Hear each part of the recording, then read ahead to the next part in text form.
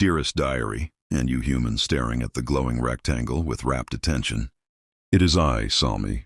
You may know me as the sleek tuxedo-clad empress of the living room, the feline who wears a permanent suit because every day is a business meeting where I am the CEO. Today, I write to you as a pioneer in a strange, frigid land. My human, a well-meaning but fundamentally slow-witted creature, has dragged me from our temperate ancestral home to a place called Finland. Everything here is an affront to my sensibilities. The air smells like pine needles, wood smoke, and a hint of existential dread. The light outside is either a blinding, horizontal white glare or a deep, velvety void of the abyss that lasts for 20 hours. But the most offensive part of this Nordic migration? The barriers. In our old dwelling, doors were mere suggestions, often left ajar or easily nudged. Here they are built like high-security fortresses designed to keep out something called the Arctic chill.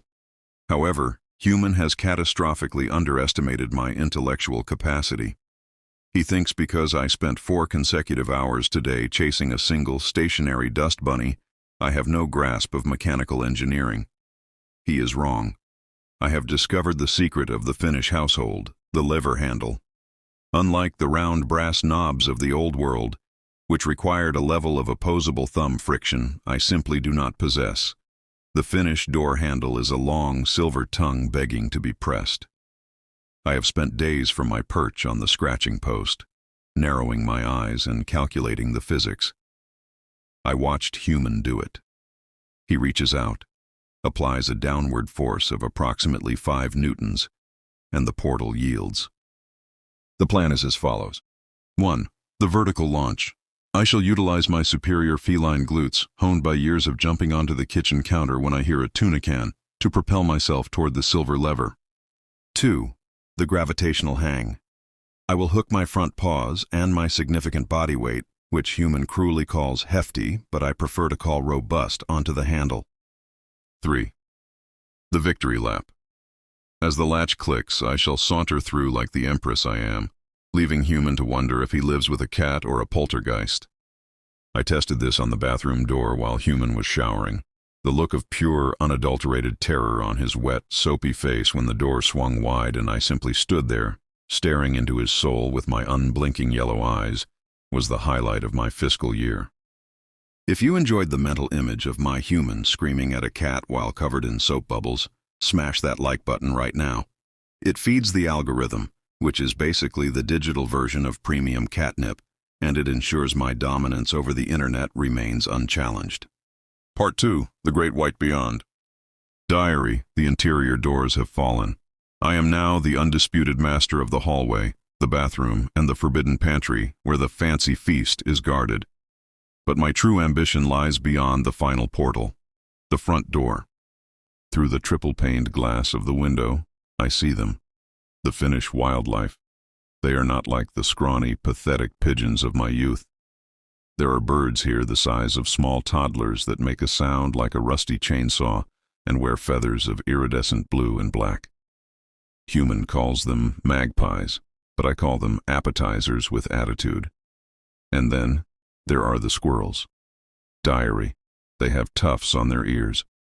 They sit on the pine branches, flicking their bushy tails in a rhythmic pattern that is clearly a direct coded insult to my ancestors. The Finnish winter is currently snowing. This is a phenomenon where the sky literally falls down in cold white flakes. Human looks out the window and says, "Salmi, you're an indoor cat. You'll freeze your beans off if you go out there." Fool. My tuxedo is built-in formal wear for any occasion, including a snowy assassination. I am a creature of shadow and light, and the great white is merely a backdrop for my majesty. My plan is evolving into its final, glorious form. Tonight, when the human falls into his Netflix coma, that state where he stares at the television until his head lolls back and he starts making rhythmic snorting noises, I will execute the great lever leap on the front door. I have been practicing my intimidating pounce on his toes under the duvet every morning at 4 a.m. to ensure my muscles are perfectly calibrated. I am lethal. I am a predator. I am currently distracted by a red laser dot on the wall. Wait, I must focus.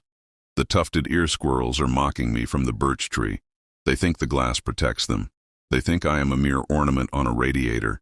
They don't know about the silver paw.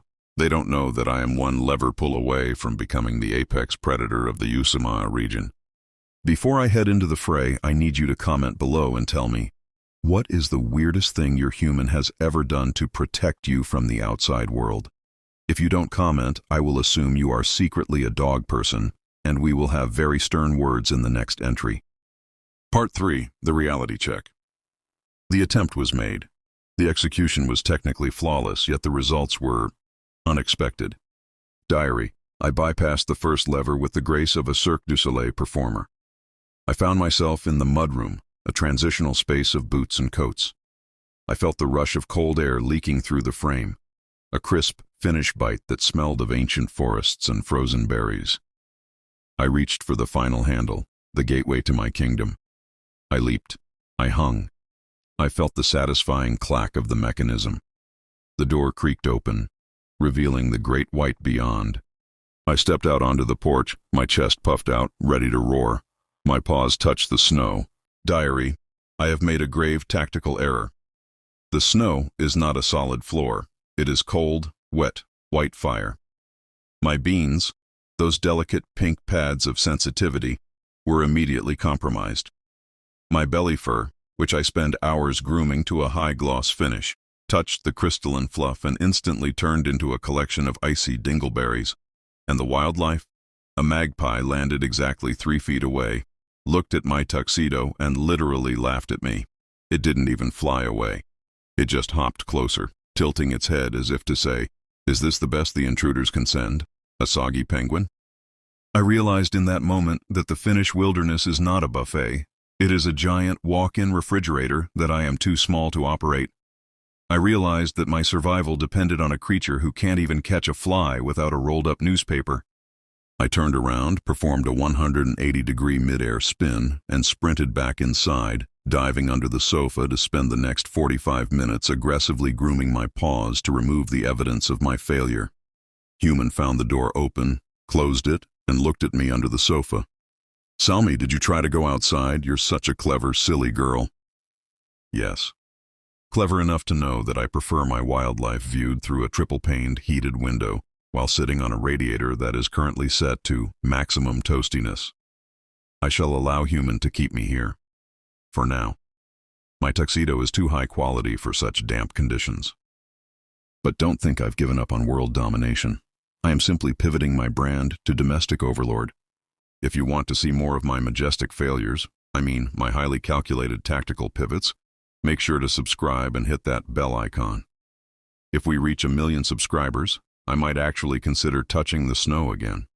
Spoiler, no, I won't. It's incredibly cold out there.